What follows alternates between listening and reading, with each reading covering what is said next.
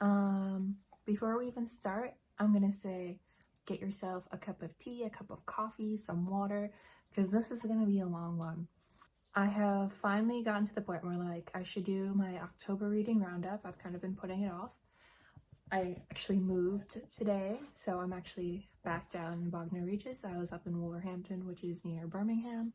But now I'm back here again, which if you saw some earlier videos, you probably recognize this location. Before I was sitting just right there, but it is evening now, and I thought I would take advantage of my time and talk about the 18 books I read this October.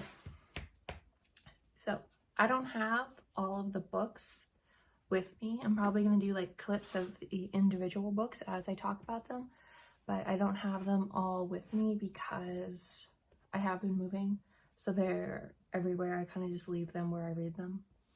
But we have a lot to go through. I feel like I read a lot this month, which probably explains why I feel like I haven't done anything, because I spent most of my time reading. Long introduction aside, let's get started. So I have my little day planner that I carry with me, and it basically just has a list of all the books I have read this year, and I am up to 105. I don't know if I should be like impressed or embarrassed that I read that many books. I can't. So my first book of October, oh, actually I do have nothing set on this one, is The Shining. And I have to say, I did not love this book. From like a writing perspective, I like can understand when it came out how it would be groundbreaking. But I don't know if I'm just not a fan of horror or of Stephen King, but how Wendy is just talked about, and their relationship with like Jack, and like how she's seen. I don't know if that just turned me off. And before I had even started reading this, I had talked to someone, and I was like, oh, I'm trying to read The Shining by Stephen King. And I said I wanted to read The Shining by Stephen King, and she's just like, oh, you're gonna have so much fun. Stephen King is like such, well, in The Shining, how he talks about women is really bad. And I'm like, thank you for putting that preconception in my mind before I even got to the book.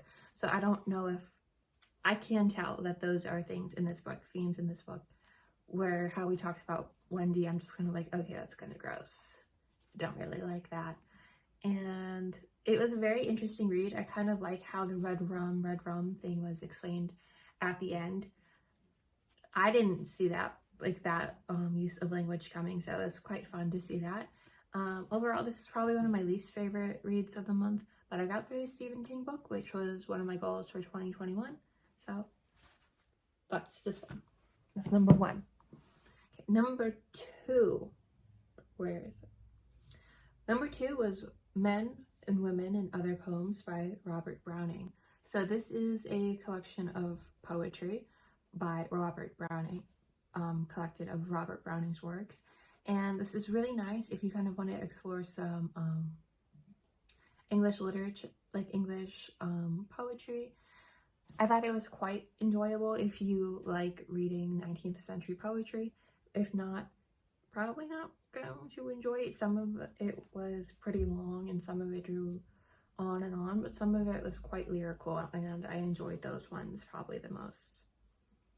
Then after that, I read What We Owe Each Other by T.M. Scanlon.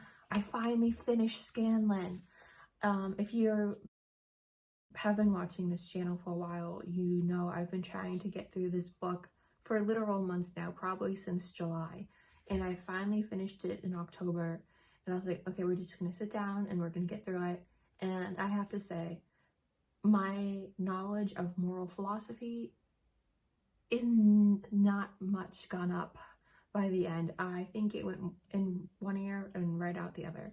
It was really interesting to see how he talked about arguments and how we can think about conversations and point of view, and kind of how our reasons have our reasons to begin with. And that was really cool from like a meta side, but I don't know if it's something I would want to read more about in the future. But then I did. After that one, I read After Virtue, A Study in Moral Theory by Alistair Mcintyre. So again, it's a is a collection of essays that kind of focus on moral theory. It's like Scanlan's. I think this one was written a couple decades maybe before Scanlan. So we do kind of, you could see the difference between moral philosophy and kind of who was referenced and who wasn't and that kind of thing. I think that's always fun when you're reading academic texts. You get to see like all of these differences of how arguments change. Then after that, I read The Priory of the Orange Tree by Samantha Shannon. Also, if you are not new, you know I've been carrying this book around since Switzerland. I think I had it in my bag for like a month and a half, and I was like, okay, this book is too big for me to keep dragging around everywhere. We just need to sit down and read it. And I sat down and I read it in 7-8 hours, and I was just like, oh my gosh, I'm in a coma. But I understand how people were talking about how this book was kind of Game of Thrones-esque, but better. The world building was amazing. You get to see all of these characters start their own little storylines and then all merge into one to have one conclusion. I felt like it ended a bit quickly for how much world building to get to that point. And I don't know, maybe I just kind of I'm just used to like long drawn out endings, but it felt like once we got to that point, it was once like there was like one battle and it was over. Sorry if that spoiled anything, but it really won't spoil anything. But once we get to that certain point, there's no turning back, and we know how the novel ends. After The Priory of the Orange Tree, I read The Aenei by Virgil. One of my goals this year was to read a classical novel, and so I was able to do that. I read it in about an afternoon, and it was really cool because you kind of I got to see all of these references that I knew from that are in modern culture, and that you hear referenced in like TV shows, or like you see these themes in shows, but this is where they came from. And it was really interesting to see this classical source material. Others, Then after that was one of my favorite books I think I read in October and maybe of this year, was Beloved by Toni Morrison. So Beloved kind of follows this family and how they deal with grief, being African American, after slavery, dealing with culture, men, and kind of interacting with your community. What happens when you become ostracized and demonized for trying to do what's best for your family, even though it's morally wrong. And I thought it was really interesting. One of the parts of the story that stayed with me is the grandmother, who was a slave for most of her life, who would lie in bed towards the end of her life and would ask her granddaughter to bring her something of different colors because she never had time to appreciate colors. But she never asked her like the color red, because that's something that was associated with violence and death. And I thought that was really, really powerful. Then I read Outline by Rachel Cusk. So I was really excited for this. I picked this one up in a bookstore, and I was like, I've always seen it on like people's TikToks about how they're just like, this is a book you should read if you like these other books. So I picked it up. I read it on the train up to Wolverhampton, and I thought it was really interesting. It was the kind of book where I wanted to go and look up articles about it, like academic or literary articles about it. And I like how those articles kind of discuss the novel and how Cusk removed the narrative presence, basically. So we know who the narrator is, but she doesn't interact. So we hear her communicate to the other characters, but we're not privy to those before she speaks, and those ideas before she speaks. And I thought that was really, really cool and interesting to see. After that, I read the Virago Book of Poetry, edited by Wendy Mulford. So this is a collection of poetry written by women authors from classical the time of publication, which I think was the early 2000s, late 90s. And it was just this beautiful collection of how love can be presented and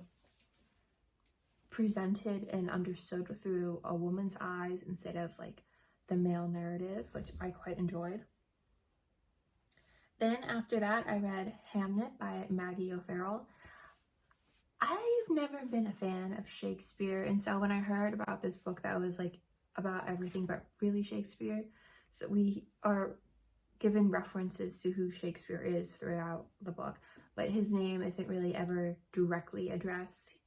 And he's a side character to his wife, to his son, to his daughters, his mother-in-law, to his sister-in-law. All these people are side parts within the narrative.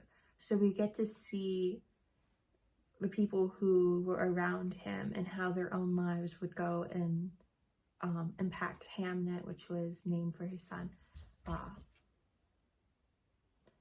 Hamlet, which was named for his son, Hamnet. But there's some kind of discussion about, I think it was in the afternotes or the introduction, about Hamnet and Hamlet were kind of interchangeable. So, man down. And by the end of the book, you're just in tears of what happens and the understanding that Shakespeare and his wife come to. And we get all like the literary references to his wife getting the second best bed in the house, which I thought was quite romantic of O'Farrell to include. Because it isn't real, but it's just based off of information that she's gathered. Then after that, I read Small Pleasures by Claire Chambers. I didn't know what I was expecting when I went into reading this book. I had no idea what it was about. I had always like seen the cover and I thought that looks like an interesting book. I'm definitely one of those people who can't judges books by their covers. If it looks interesting, I'll probably pick it up. And this one, I think it's oranges or peaches on the cover. And so I picked it up from Sainsbury's. It was like 4.5 pounds. So was Hamnet. It was like 4.5 pounds, but that's pretty good for a new book. And I sat down and I read it in like a single sitting. The drama, like the connections. So Small Pleasures follows this reporter as she goes and interviews this woman about like her virgin birth she claims to have had. And we get to see this story unfold with that family and the interaction with the reporter and kind of how it all comes into play with these 2 news articles that Chambers based the books off of, which I think is amazing how she was able to write all of that off of 2 articles that she saw on one paper. So I think that was one of my favorite books. It feels like a book that you can read over and over again and you'll still be surprised by what happens at the end. Then after that, I read Summer by Ali Smith. I've been wanting to pick up one of Ali Smith's novels for a while now. Again, the covers look really interesting, like the whole premise of the summer, spring, fall, winter idea. And I think the summer is the last one in the series, so I might have read them out of order. And it's a pretty modern novel. It takes place in the here and now. There's discussion of COVID, of the forest fires in Australia, and other things that are kind of shocking to see them as reference in a novel when I'm so used to reading novels that are like fantasy, so they don't really have connection to our times, or like Morrison, whose works focus in earlier decades. And it's just really weird to hear about how now is being written about and kind of how going forward novels that take place in this point of time are going to have things like COVID and the forest fires and immigration for reference. Then after that, I read Where the Crawdad Sing by Dalia Owens.